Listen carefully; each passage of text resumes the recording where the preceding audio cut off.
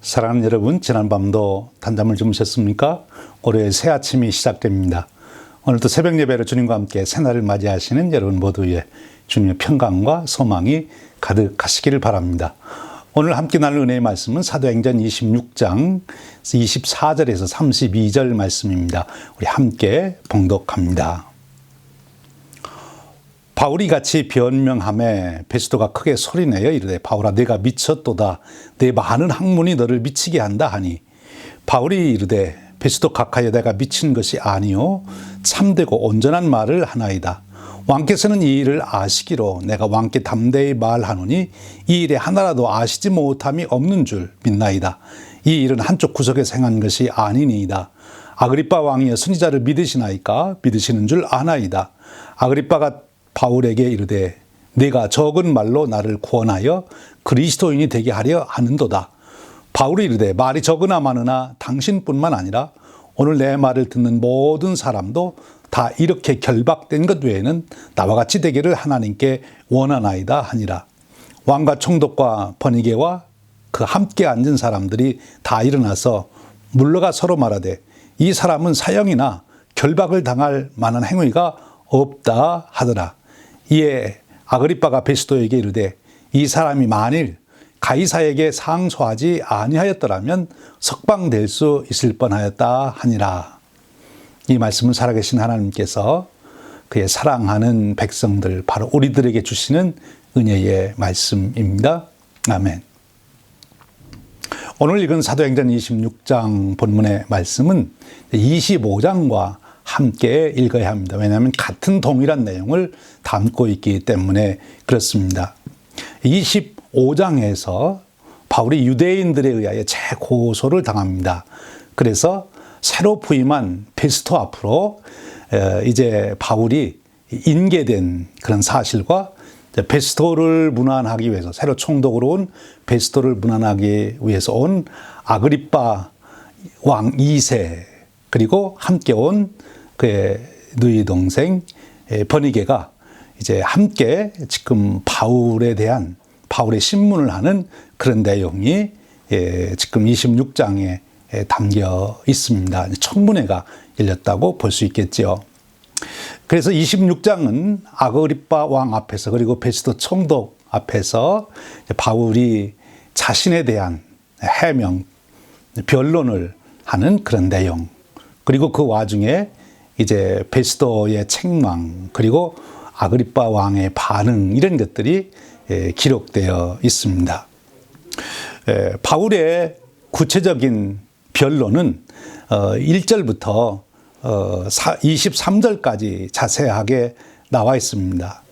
그 내용을 간략하게 요약하면 자기가 원래 유대인으로서 특별하게 유대인의 법을 지키고 그리고 그 일에 열심을 누구보다도 다하였다. 그리고 자기는 정말 유대인의 법을 지키기에 최선을 다한 사람이다. 그리고 또 한 가지는 자기가 그 예수 믿는 사람들을 박해를 얼마나 열심히 했는가 하는 것을 또 언급을 합니다. 그런데 그가 이제 예수 믿는 사람들을 박해하고 즉 그들을 잡아들이기 위해서 다메섹으로 가는 중에 우리 주님 예수 그리스도를 그가 만나게 된 이야기를 하게 됩니다. 그 예수님을 만나서 그 예수님께서 자기에게 예수님의 증인이 될 것, 그래서 유대인과 그 이방인들 모두에게 예수님의 증인이 되도록 자기를 부르셨다는 그런 얘기를 하고, 그리고 그 예수 그리스도의 복음을 아주 간략하게 예수님의 십자가 사건, 부활 사건을 포함하는 그런 간략한 복음을 증거하게 됩니다. 예수님을 증언하게 된 것이지요. 특별히 그 23절에 그렇게 말합니다. 곧 그리스도가 고난받으실 것과 죽은 자 가운데서 먼저 다시 살아나시사 이스라엘과 이방인들에게 빛을 전하시리라 함이니이다. 이 말씀 속에서 복음의 핵심을 담고 있는 것이지요. 이런 바울의 변명을 듣고 거기에 참석했던 사람들의 반응이 소개되고 있습니다. 베스도 총독, 그리고 아그리파 2세 왕, 그리고 함께 참여했던 버니게라고 하는 아그리파 왕 2세의 여동생들의 반응이죠. 또 거기에 대한 바울의 변론과 답변이 소개됩니다. 여기 등장한 주된 인물이 지금 4명이 있죠. 새로 부임한 베스도 총독, 그리고 아그리파 왕, 그리고 버니게, 그리고 지금 제수의 몸으로 있습니다만 사도 바울, 4명이 등장합니다. 그들은 동일한 사건을 두고 지금 이야기를 하고 있습니다. 그건 무엇인가 하면 예수 그리스도입니다. 이 바울의 이야기를 듣고 이들이 변명하는 말, 또 답변하는 말을 우리가 한번 살펴보게 되지요. 오늘 여기 등장하는 이 4명의 그들의 삶의 모습을 보면서 과연 우리는 어찌 살아야 될 것인지 다시 한번 생각하게 됩니다. 오늘 말씀에 보면 어떤 단어가 나오는가 하면 미쳤다 하는 단어가 나와요. 전에 어느 글을 보니까 가장 행복한 사람이 누굽니까? 그랬더니 거기에 미친 사람 그랬어요. 미친 사람은 가장 행복한 사람이랍니다. 무엇인가에 붙잡혀서 몰입되어 살아가는 사람, 그런 사람 우리가 미쳤다 그러잖아요. 그런데 미쳤는데 무엇에 미치느냐가 참 중요한 거죠. 참 중요한 거죠. 오늘 여기 등장하는 4사람은 그런 의미에서 다 미친 사람입니다. 그런데 무엇에 미쳤는지 그것이 각각 다른 것이지요. 우리가 한번 그 내용을 살펴봅니다. 먼저 여기 베스도라고 하는 총독이 등장합니다. 전임자 베릭스 총독의 뒤를 이어 베스도가 총독이 됐는데 2년 동안 총독의 일을 하게 되지요. 당시 아주 훌륭한 총독으로 역사가들은 기록하고 있습니다. 바울도 그에 대해서 경의를 표한 그 내용들이 있는 거지요. 그런데 이 바울이 이 복음에 대한 얘기를 하니까 베스도가 뭐라고 얘기를 하는 거면, 베스도가 크게 소리내 이르되 바울아 내가 미쳤도다, 내 많은 학문이 너를 미치게 한다 하니. 이 베스도가 바울이 복음에 대한 얘기를 하고 자기 간증을 하게 되니까 내가 미쳤다, 공부 많이 한 줄로 알았는데 너 공부 많이 한 것 때문에 너 미쳤구나, 이렇게 얘기합니다. 그러니까 바울이 뭐라고 대답합니까? 베스도 각하여 내가 미친 것이 아니요 참되고 온전한 말을 하나이다. 그러면 이제 바울이 잘못됐든지 베스도가 잘못됐든지 둘 중에 하나지요. 서로가 자기가 옳다고 그러는데 지금 누군가 둘 중에 하나는 잘못된 것이지요. 여러분 그렇습니다. 바울은 자기 고백 그대로 자기는 예수에 미친 사람이지요. 그런데 베스도는 어떤 사람입니까? 그는 권력에 미친 사람이에요. 그가 많은 지혜와 지략으로 지금 총독의 자리에까지 이르렀습니다. 오직 그가 붙잡은 것, 그를 붙잡혀 이끄는 것은 권력에 대한 욕심이었다, 이렇게 볼 수 있어요. 지금 바울에게 베스도는 그렇게 말하는 거야. 야, 네가 그렇게 예수를 전한다고 권력을 얻는 것도 아닌데 왜 권력을 얻는 것도 아니래 너는 목숨을 걸고 이러느냐, 너 미쳤구나, 그렇게 얘기한 거죠. 그러나 바울의 입장에서 보면 이 세상에서 결국 허황되게 끝날 권력, 허상을 쫓는 당신이 바로 온전치 못한 사람이요 라고 지금 답변하는 거죠. 이 세상에 많은 사람들이 권력 욕심에 잡혀 허상을 쫓아갑니다. 권력에 미쳐 사는 거지요. 오늘 베스도가 그런 모습을 보여줍니다. 정말 바울로부터 복음을 듣고 영생을 얻을 수 있는 놀라운 기회, 그리고 자기에게 주어진 직책과 직위를 가지고 수많은 사람들을 생명의 빛의 길로 인도할 수 있는 그였지만, 그러나 그는 역사 속에서 권력을 쫓다가 권력의 허상처럼 안개와 같이 사라지는 그런 존재가 됐습니다. 아그리파 왕입니다.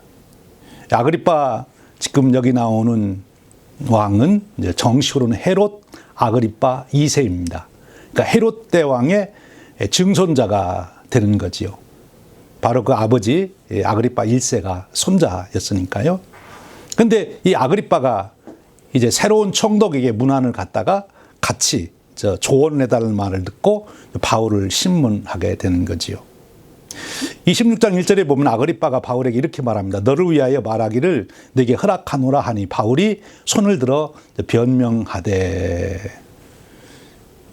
그래서 바울이 26절 이하에 가면 이렇게 정리합니다. 왕께서는 이 일을 아시기로 내가 왕께 담대히 말하노니 이 일에 하나라도 아시지 못함이 없는 줄 아나이다. 믿나이다. 이 일은 한쪽 구석에서 행한 것이 아닙니다. 즉 예수님의 그 사건은 지금 이 아그리파 왕도 지금 잘 알고 있는 거예요.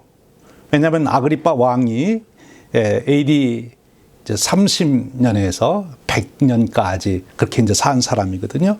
그러니까 그 예수님이 자기 생전에 있었던 분이죠. 있었죠.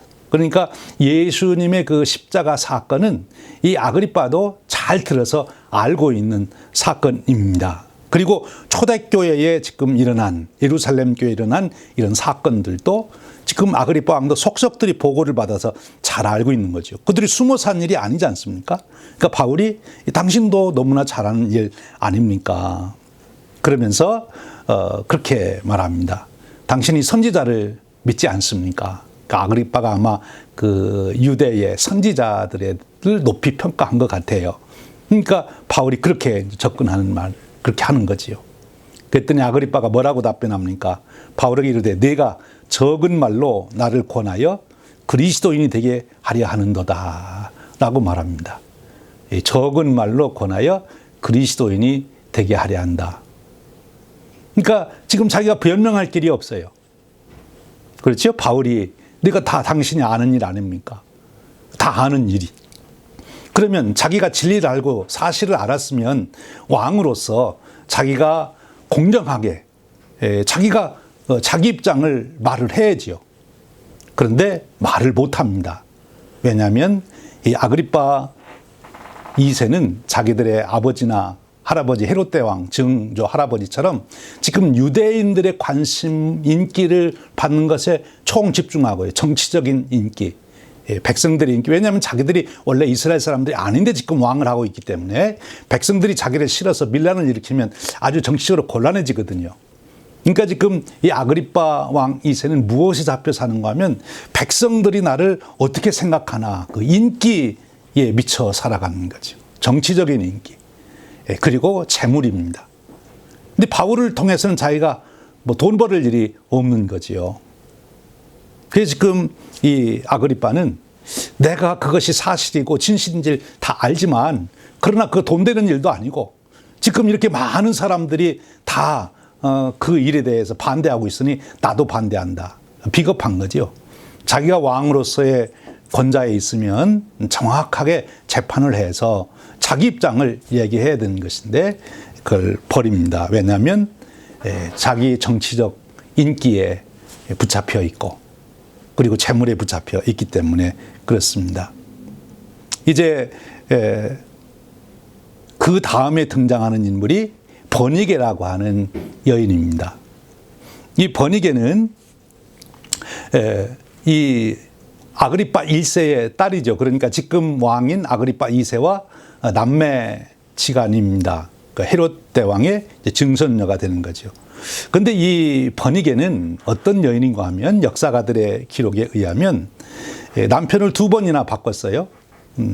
정치적인 이유예요. 누가 더 권세를 갖느냐에 따라 그 사람을 자기 남편으로 만든. 결국은 지금 자기 형제, 오빠하고도 불륜의 관계를 가지고 있다. 지금 그렇게 역사가들은 기록하고 있는 거죠. 그 혐의를 받고 있어요. 그리고 이 여인은 후일에 로마의 장군으로서 예루살렘을 AD 70년에 멸망시킨 장군이 있죠. 디도 장군. 디도 장군이 예루살렘에 입성했을 때 바로 이 또 버니게가 이 디도 장군의 첩이 됩니다. 그래서 나중에 디도 장군이 이제 예루살렘 멸망 후 로마로 돌아가 이제 황제가 되는데 그 황제의 첩이 이제 되는 거지요. 그러니까 이 버니게라고 하는 여인은 아주 활락, 향락, 그런 것에 화롭고 그런 것에 미쳐 사는 여인이었어요. 그래서 뭐 윤리도 도덕도 필요 없는 거죠. 사랑 뭐 그런 것 헌신장 같이 버리는 거죠. 없지요. 가정도 없지요. 그저 오직 향락을 추구하는 자기의 어쩌면 미모가 있었겠죠. 그러니까 그 많은 사람들이 그 여인에게 관심을 가질 수 있었지 않겠어요? 그걸 이용해서 자기의 향락을 추구했던, 남편을 바꾸면서까지 그랬던 여인이지요. 근데 그도 오늘 바울의 말을 들었어요. 바울의 말이 사실인 것을 자기들도 인정합니다. 그들이 이런 말로써 바울의 증언의 진정성을 말하고 있어요. 30절 이하입니다. 왕과 총독과 버니게와 그 함께 앉은 사람들이 다 일어나서 물러가 서로 말하되 이 사람은 사형이나 결박을 당할 만한 행위가 없다 하더라. 그렇지요.